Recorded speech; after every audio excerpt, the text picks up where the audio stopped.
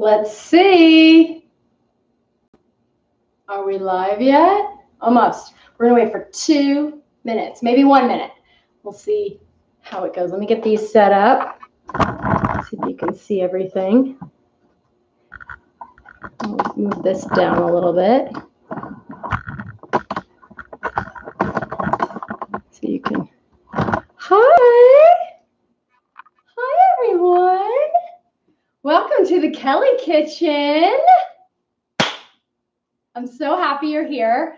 We are going to have some food and some health and some fun. Everything we do here in the Kellie kitchen, if you don't get a chance to watch it now, or if you have questions later, you can find me on all my social media or anywhere, my website at thekelliekitchen.com or the Kellie Kitchen. Thanks so much for following me and commenting and liking and sharing. It helps get the word out on how easy it is to be able to cook low carb food for your family in a very simple kitchen. And we are just like going to jump right in and have some fun. Wow, just got home from work like maybe 20, 30 minutes ago, and I did a full grocery shop at my lunch break and was able to get it all home and get it in the fridge. I took a late lunch break, so all the stuff that I got was still cold when I got it home. Hi, Julie. And we are going to make a family favorite tonight. We're going to do egg roll in a bowl. It is not a new recipe. I put my own little twist and turns on it, but it's super easy and it's great as leftovers if there is any leftovers. It's actually super inexpensive too, because I use just these bags of pre-shredded cabbage, and these are like maybe $1.50 each. But anyways, I use 2 of them. Hi, Atsuko. That's my friend from Japan, watching all the way from the other side of the world. So we're gonna do the egg roller bowl, and I use ground turkey. You can use ground chicken too, or you can use ground pork. Also, I use the fattier meats. I love having the fattier meats. And hi, Donna. So we're gonna do that for our main dinner tonight. And actually, as luck would have it, I am not childless tonight, and Peter will be home for dinner. So I thought I was going to be alone for the next couple of weeks, but I'm not. So we're going to do egg roll and bowl for dinner. We're also going to do a roasted spaghetti squash, which we're not eating tonight for dinner. I'm actually just doing this so I can show you. And this is something that I'm going to use for a future meal, this roasted spaghetti squash. And then I'm going to make my chocolate banana popsicles. I already made some last week, and we blow through them so fast, and I give them out to friends because they are so good, and they are a really wonderful treat to have in your freezer. So we're going to make them tonight, but I'll show you what a finished popsicle looks like. So we're going to get started on the roasted spaghetti squash because that's the one that takes the longest, but I think it's worth it. It looks like a big dinosaur egg. This was, I think, $1.50 a pound, and this is probably like 4 pounds. It's pretty heavy, but and it's actually hot right now because I did a little prep.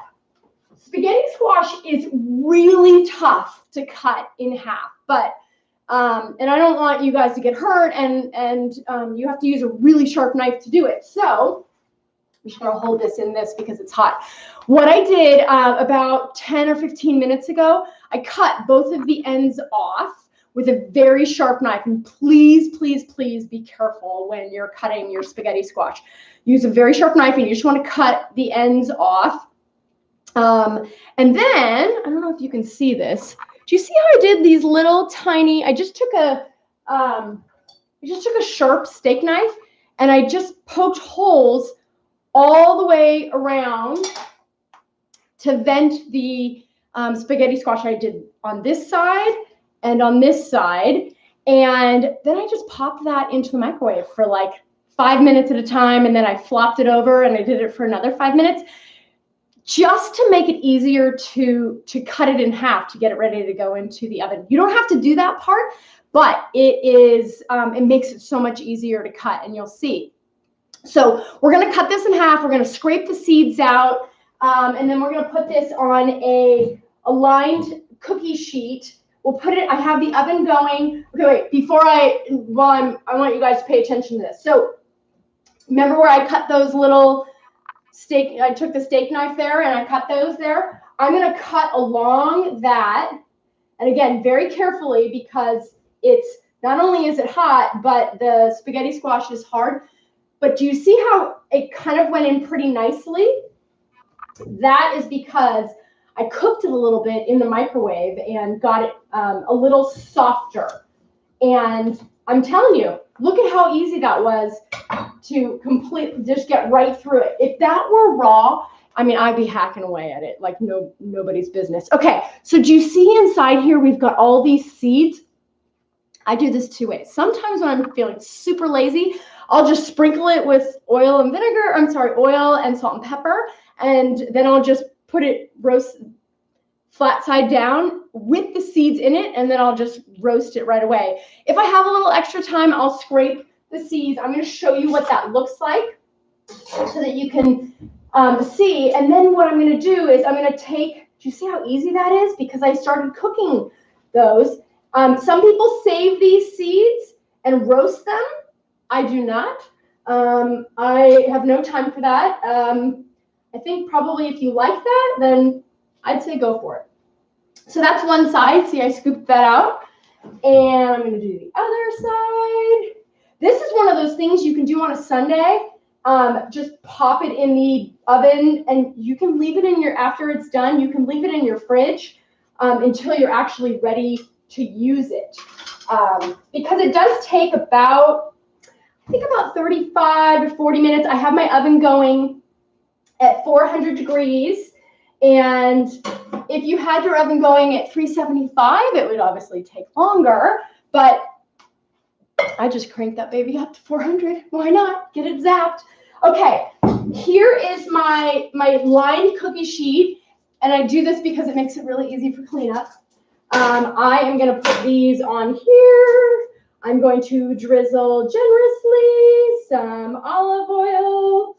And then I'm going to sprinkle these babies with salt and pepper. Probably about a teaspoon for each one, each half. Spaghetti squash tends to be pretty sweet to the taste. So I like to add the salt and the pepper to give it a nice flavor balance. Now, when these are done, and again, we're not going to eat these tonight. When these are done, I think what I'm going to do is you use them as like boats. So I think I'm going to do like a taco situation. I'll show you what I'm going to do when we get there. Okay, take a look. Olive oil, salt and pepper on both of those.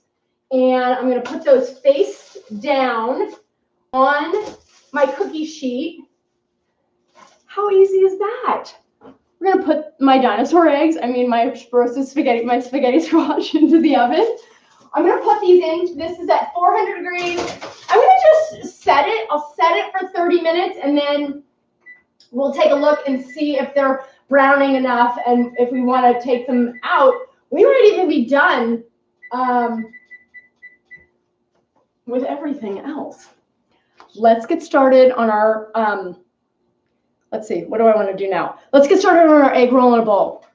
Super easy, because when that's sort of cooking down, then I can worry about the chocolate popsicle sticks. So egg roll in a bowl came about because people really wanted like that Asian flavor, like that you'd get at a Chinese restaurant, but they didn't want to wrap it in either the rice paper or the phyllo doughs, I think was what they use. And but you don't even really need, and usually they deep fry those and whatever, so you don't even really need that. Okay, check it out, you guys. I have this big sort of wash. You can use any pan you want. You're gonna kind of do, because the cabbage is big, we're first gonna do the turkey meat. We're gonna brown it, and then we'll take it out, set it off to the side. We'll do all the vegetables and all the seasonings, and then we'll add the turkey meat back in. So we've got like 2 tablespoons of olive oil, and we've got a pound of ground turkey. This is the 7% fat. I would not recommend using the fat-free. I just think you lose so much flavor. And you know me, I like the fat, so why not? Let's get a nice big spoon for this. And we're just gonna get this going. We'll get it all mixed up, all browned up. And as soon as this is browned up, we'll take it out of here and we'll do the cabbage and stuff. So while that is browning, oh God, we are gonna go so fast tonight. Let's do our chocolate popsicles, chocolate banana popsicles. Now, how am I going to do banana when we are in keto and low carb and we don't eat bananas? Because one banana has 30 grams of carbs. They're really good and they're delicious, and we've been told they're the miracle food and the easiest snack of all time, but they are just a sugar bomb. So I am going to get you chocolate banana popsicles with my little trick. Okay, so I'm going to get my, can you guys see this? Let's see if you can see this one.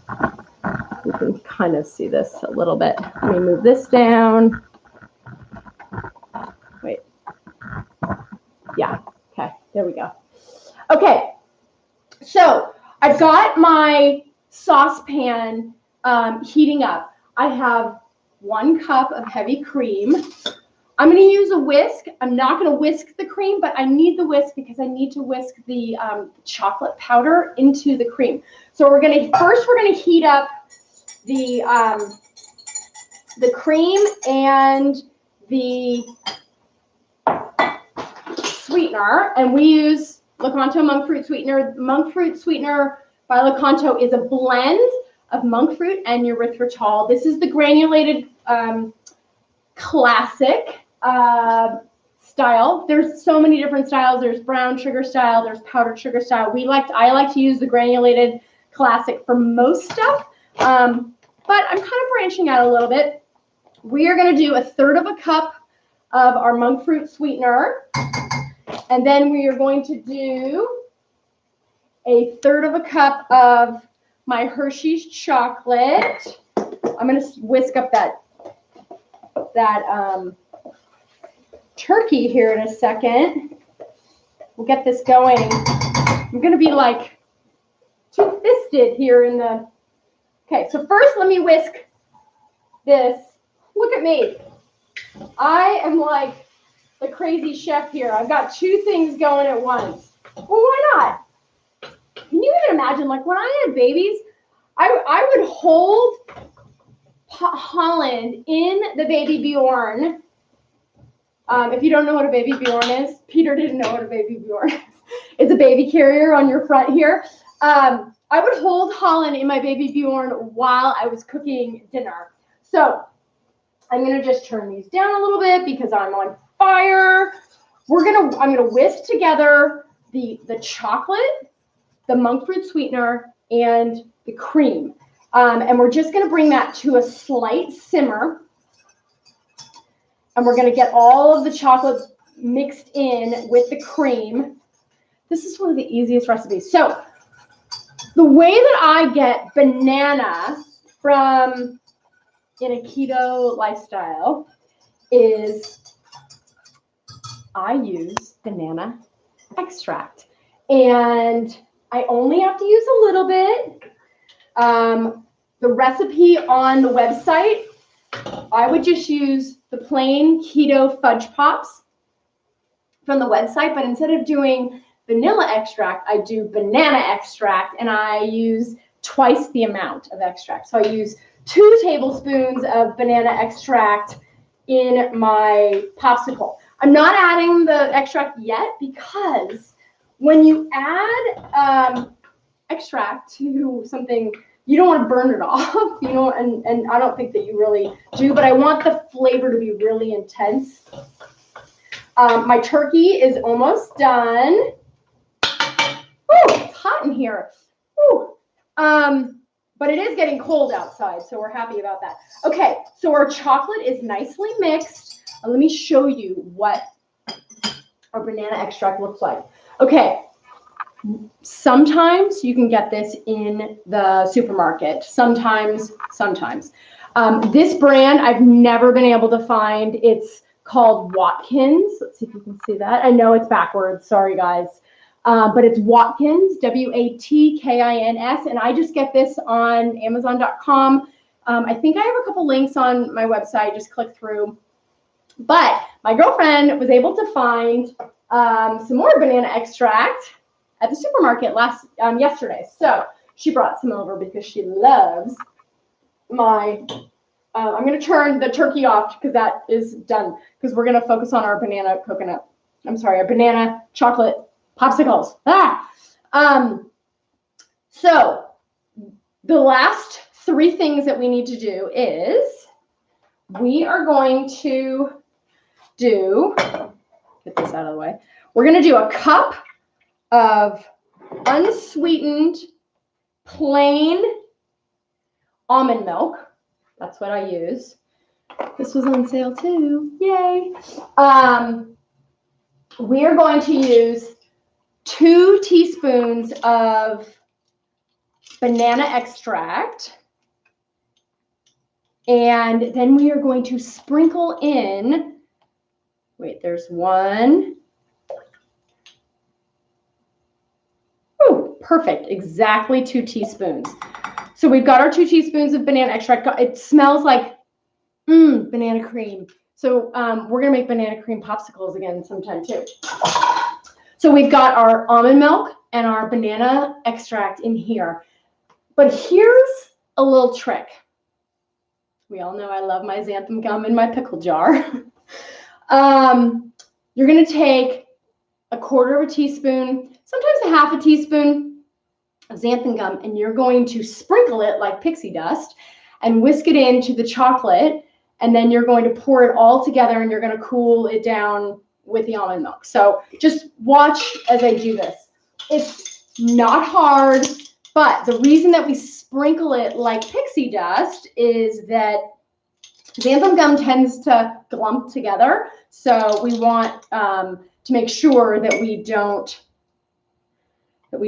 clump it together. So we're going to just sprinkle like pixie dust. And then I'm going to use my whisk. And I'm going to just make sure it's all whisked together. Now, xanthan gum kind of sounds a little weird.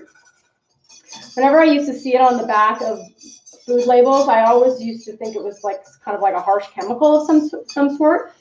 But it's really not. It's just a vegetable fiber, and they use it in a lot of stuff as a thickener. So now what I'm going to do is I'm going to pour my hot chocolate mixture into my cooler almond milk mixture. And the reason I didn't add the almond milk also is because ultimately this is all going into the freezer, and so the almond milk is going to hopefully like start cooling the whole mixture down. And so anyways, that's what we're going to do. I'm just going to mix those both together. This is really, really a favorite. It's so great to have these in the freezer, even when it's cold out.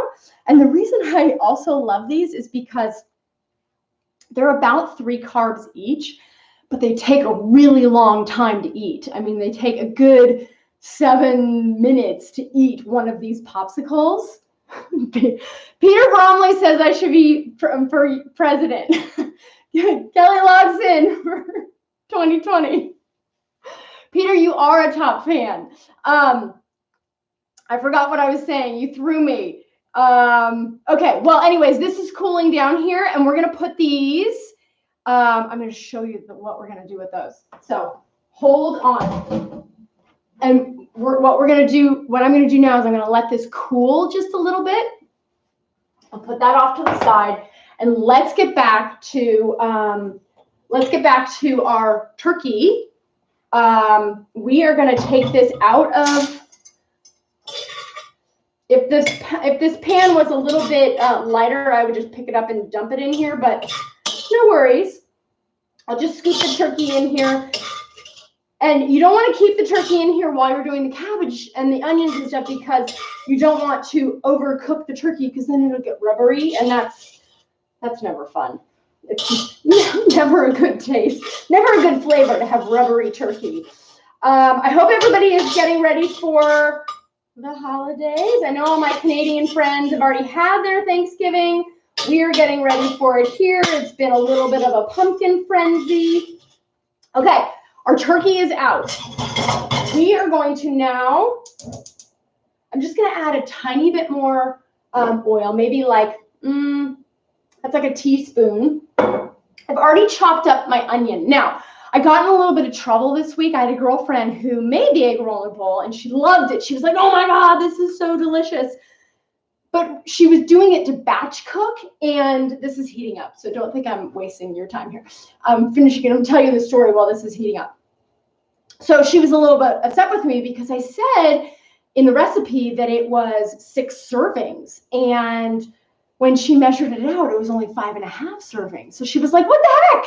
You know, I was planning on having 6 meals for, from this recipe that you sent me.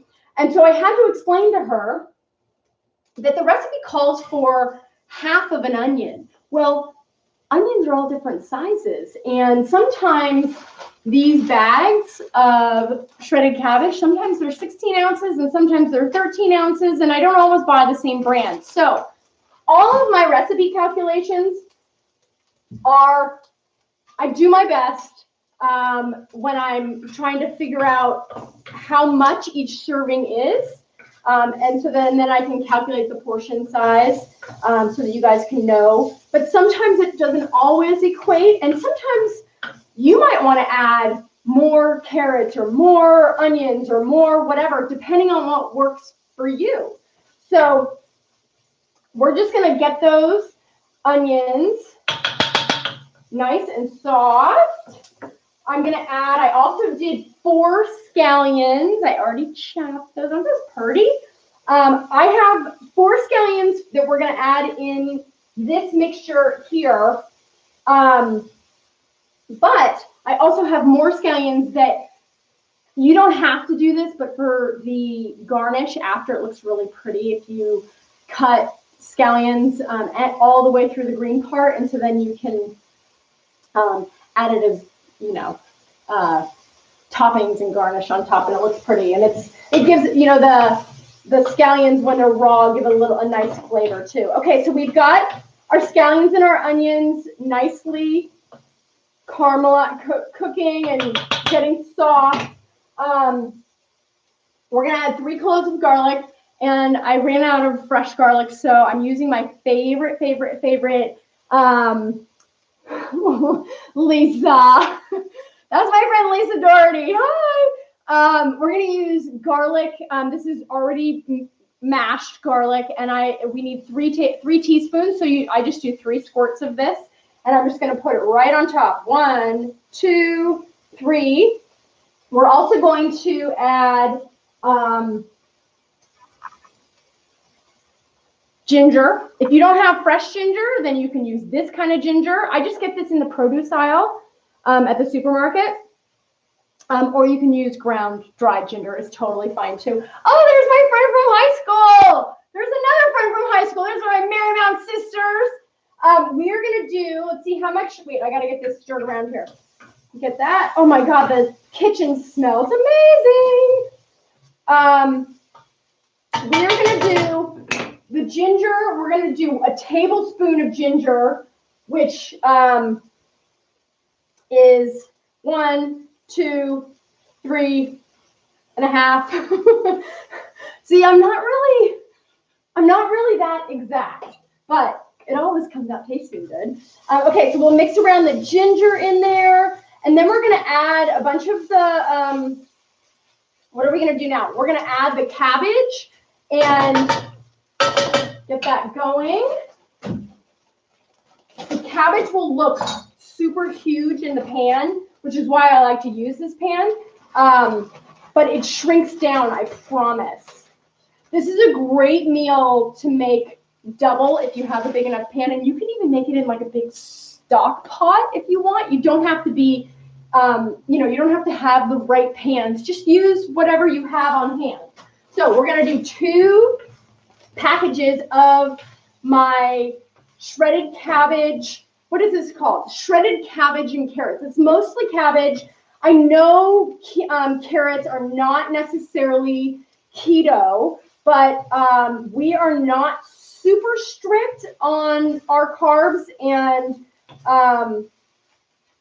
as long as I can stay, between 20 and 50 carbs a day, I feel really good about that. So that's why I add carrots, and I also add red cabbage. Even regular cabbage has carbs in it. You can start to notice that our cabbage is really, see how big it is, but it's really going to start to cook down. Get that out of the way. And once this starts to really cook down, we're going to add in all of our Asian flavors. We've got soy sauce. We've got sesame oil. We're going to garnish with sesame seeds. And we're going to add a little bit of sriracha to the egg roll in a bowl, and a little bit of balsamic vinegar. There's something about like the bite of that really adds a nice flavor. Okay, so then I also did I really like to get cabbage pre-shredded, but the supermarket didn't have it today, so I used my favorite. You guys remember this? This is my favorite slicer. It was like all of $12 on Amazon.com. Peter got this for me. My favorite gift. And I love it. And so I just shredded my own cabbage.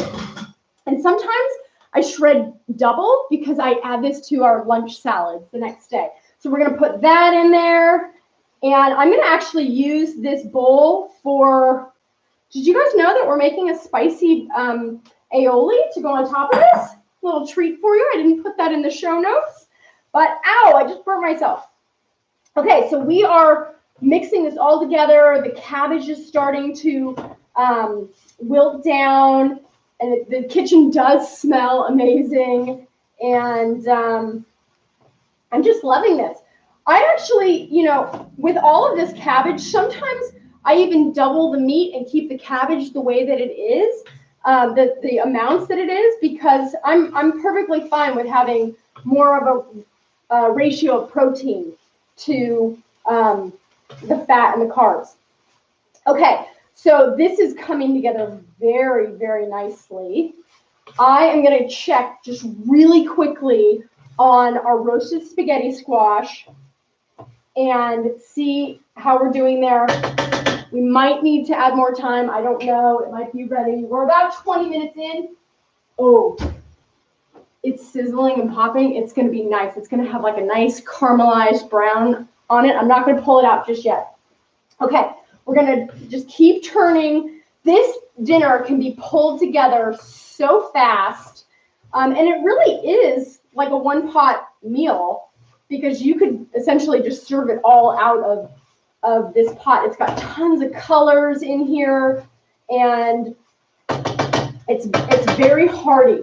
Okay, so to our egg roll in a bowl, we are going to add a tablespoon of balsamic vinegar, a tablespoon of sriracha. Do you guys know what sriracha is? Sriracha, love this stuff. I get this in the Asian area of the supermarket. Let me see how many. It says it has less than 1 carb per teaspoon. And we're going to use a tablespoon of this. So I would say that, whoops, open it up first. It is hot, but because you're only using a tablespoon in here, it won't be too hot, I promise. This is not a hot dish. Okay, so I've got my balsamic vinegar. I've got my sriracha. I'm going to add back my ground turkey in just a second so I can get it melded with all these flavors. My next thing is my soy sauce, because I'm saucy sauce. Soy sauce, I use low sodium. You can use coconut aminos, or low sodium soy is fine. I'd rather that you use gluten-free soy tamari sauce or coconut aminos, but this is what I had on hand right now. And I have non-keto people in the house, so this is what they like, and this is what we use. So I'm going to use, I think the recipe calls for, 4 tablespoons of soy sauce. So 4 tablespoons is really a 1/4 cup plus 1 tablespoon, but it's just easier to say 4 tablespoons. Oh shoot, how many did I do? I wasn't paying attention. All right, we'll just do 1 extra. Shh, don't tell anybody. Okay, and then sesame oil. Wait, before I put the sesame oil in, I'm gonna mix this up a bit, and then I'm gonna add my turkey. Oh my gosh, this is so pretty. Wow, really fantastic. I have not forgot about my popsicles and my spaghetti squash. Don't worry, I got that all coming together. I did get a comment from a friend at work today. They knew that I was having the Kellie Kitchen tonight, and when I told him what the menu was, he said he wasn't very excited by that. And I said, well, you know, you can chime in and give me suggestions. I just make stuff that we're gonna eat, number 1. And number 2, that I think you guys could get value out of learning how to make them. Okay, so we did all that. Okay, so now we're gonna do our sesame oil. Sesame oil has just such a great flavor, and you don't want to cook in this. This is an afterthought, a flavor afterthought. And we're gonna do 3 tablespoons to 3. We're going to do 3 tablespoons of sesame oil. It's dark sesame oil. Let me show you what it looks like. Toasted sesame oil. And you get this in the, there's a whole aisle in your supermarket that's like ethnic foods. There's Mexican food and Asian food and Indian food. And so they've got sesame oil there. In every supermarket you can find it. So we're going to mix all of those flavors together. And you guys, that is it. I'm going to chop up some scallions and add some sesame seeds. We're going to turn that off. I'm just going to let that cool down for a little bit because I am going to quickly make the, get this out of the way. I am going to make the spicy aioli sauce. I always make double because everyone in our family really likes to have more of it. So the real recipe calls for 2 tablespoons of sriracha, 3 tablespoons of sour cream, and 1/2 cup of mayonnaise. We go through a lot of mayonnaise in this house. I bought chicken to do my rotisserie chicken, and I just didn't have time to do that while we were doing this tonight. So after we're done with dinner, I will, I kind of like this shirt, like a Banana Republic. After we finish with dinner and finish with the dishes and stuff like that, I'll do my rotisserie chicken, and that'll be done before I go to bed tonight. So what am I doing? I am getting, we're going to do a cup. We're going to do a cup of mayonnaise. We're going to do 1/2 cup of sour cream, and then we're going to do 4 tablespoons of sriracha to give us our spicy mayonnaise. And you can make the spicy mayonnaise ahead of time. Keep it in your fridge, and you can use it for lots of different things. We love it for this egg roll in the bowl, and it's just full of flavor and fat, which is what we like. Okay, so there is our cup of mayonnaise. Woo! Sometimes I make my own mayonnaise, and mayonnaise is incredibly easy to make. It is just eggs and oil with a little bit of seasoning. So I just didn't have time to do that right at this very moment. Okay, so we did 1/2 cup of mayonnaise. We're gonna, I'm sorry, a full cup of mayonnaise, 1/2 cup of sour cream. It's coming our way. Let's stir this baby up. If you don't have sour cream, you can use plain full-fat Greek yogurt. It's a great substitution. So I'm just going to do 1/2 cup of the sour cream. And the sour cream gives this, it cuts the mayonnaise so you don't feel like you're eating plain mayonnaise. It cuts the mayonnaise so it gives it a creaminess instead of an oiliness. So there's my half a cup of full fat sour cream. Regular sour cream is what we love to use. And because I know I'm at the bare bones bottom of my sriracha, I actually don't think I have enough. So I'm going to show you a little trick I'm going to use. Check it out. This is another, this is a total cheat, but this is another hot sauce that we love. It's called Cholula, and we use this for a lot of our Mexican stuff. Hi, Heather.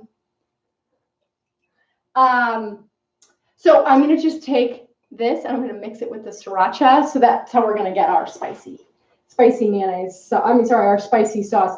So I'm going to put a couple tablespoons in here, and I'm just going to mix it in here. The sriracha has like a thickness to it, and the Cholula is much thinner. So we're just going to mix that up, and then we'll pour this whole thing right in here. And that will be our spicy mayonnaise. Now, if we don't eat all the spicy mayonnaise tonight, which I know we won't, we'll save it for leftovers tomorrow, and then I might drizzle it over, you know, if we make some tacos, some sort of Asian style tacos, we'll do that, and we'll just mix this together. It's super easy. Comes together very nicely. There is nothing fancy about this. This does have a kick to it, so if you have kids, you might want to cut the recipe, cut the amount of the spicy stuff, or, you know, and taste it so you can, they might just love it just like this. We do. I know we do love it so much that way. Okay. There's our spicy mayonnaise. See? Hi. There you go. Okay. So there's our spicy mayonnaise. There is our egg roll in a bowl. I'm kind of a mess tonight. I got like stuff everywhere here. We are going to chop up our scallions. Our spaghetti squash is almost done, and we're going to check on that. And if we're going to pull it out, and I'm going to show you how pretty and brown and toasted it is. It's going to be super hot, so I'll just leave it there to let it cool before I have to touch it. And sometimes I use my favorite gloves. You guys know how I love these. I think they're so cute.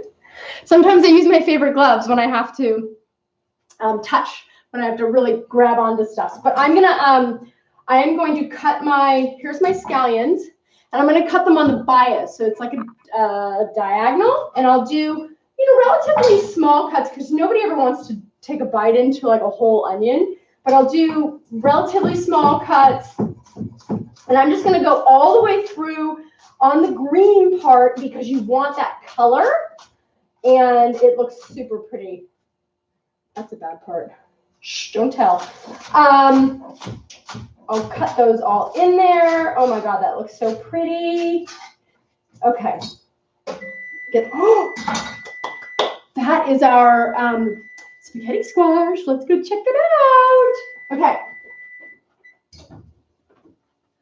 Ooh, what did I miss here? Here's my other one. How are we doing on time, guys? Okay, let's take a look. Can you hear it? Sizzling. That's my roasted spaghetti squash. And I love my my gloves. And they're nice and soft. Can you see how nice and soft they are? Okay, let's see if I can pick one of these up so you can see it. Oh, so pretty. And it's nice and soft. So I'm going to show you what this looks like. I'm going to let it continue steaming on here, but I wanted to just show you. See how nicely that pulls away from the shell. And you don't have to be fancy about this. You can just take a spoon and scoop it all out and put some tomato sauce on top of that, and marinara sauce. My Rao's is my favorite. and call it dinner. You can add a bolognese to it. You can make it like a taco version. You can make it a Thai version. But those are a roasted spaghetti squash. It cooked so fast. That was 400 degrees for 30 minutes. I'm going to let those continue to steam face down, and I'm just going to let them cool over to the side. And I can turn my oven off. I'm so sad to take my gloves off, my favorite gloves. And let's see. Final things that we have to do. I am going to beautifully sprinkle my egg roll in a bowl. And then I've got just plain old sesame seeds. You can toast these if you want. I don't really have time for that right now, so I'm just going to do regular sesame seeds. Be careful because you might not have the lid on that. But it just adds like a really nice touch to it. Little side note, I used to not be able to eat sesame seeds and nuts because I had several bouts of diverticulitis. And if you've ever had diverticulitis, they tell you stay away from seeds and nuts. That's not really 100% true.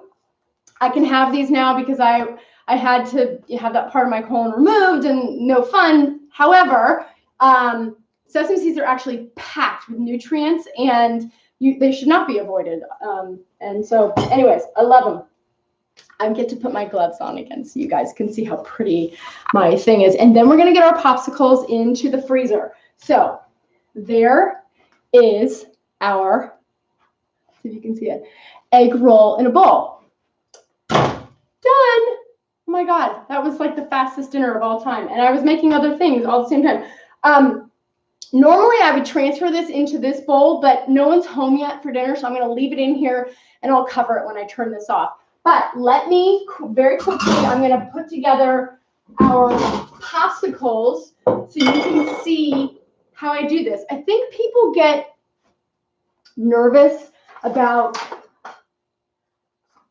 the popsicles because they see my recipe posts and I have these fancy, really fancy pictures and fancy popsicle molds, but honestly, these are the easiest. These are just Dixie cups. They're paper Dixie cups that I got from CVS. These are about 3 ounces, 2.5 to 3 ounces, and wooden popsicle sticks. You can just get these, both of these at CVS. You don't need anything fancy, and I'm going to show you how you do this. Okay, so you've got your, I have 8 Dixie cups here, and I have my chocolate banana. It really does smell like a chocolate covered banana. So I'm just gonna mix that up just a little bit. As it was sitting there, I just want to make sure that none of the chocolate settled to the bottom. And so I have this nicely, and it's cooled down, and I have a space in my freezer ready to go so that I can move this into my freezer. But I'm gonna equally pour equal amounts into each one of these little cups. And then, because these are not the professional store, popsicle molds, I'm going to show you a little trick that I do to hold the popsicles. You could just pop these into the freezer for half an hour to 45 minutes and then stick the popsicle sticks in. Once the chocolate mixture starts to get slushy. However, I have a little trick that I like to do so that I don't even have to think about it. Okay, so can you guys see my, oh God, could you just imagine if I dropped this? There are my popsicles. Yes, they're not the same popsicle shape, but quite frankly, these are so much easier, and I just love these. Okay, so I'm going to just very gently put those down. One of the ways that I get by or that you guys can get by and not have to buy the popsicle mold, is you just take a little piece of tin foil, you put it right on top, and you cover your very gently, and then you press on it so you can see the ring of the top of the cup, the little Dixie cups. And then I'm going to take my little steak knife, and I'm going to very carefully do a tiny little slit in the center where I want the popsicle stick to sit in when they freeze. Then I'm going to take each of my little popsicle sticks, and the tin foil holds it there so that it'll freeze in place. And this is a great way to not have to buy the popsicle molds. And quite frankly, the popsicle molds are very pretty, but they are a pain in the neck to wash, and they are really tough to get the actual popsicle out. So we are kind of killing two birds with one stone, because not only do we not have to wash the popsicle mold, but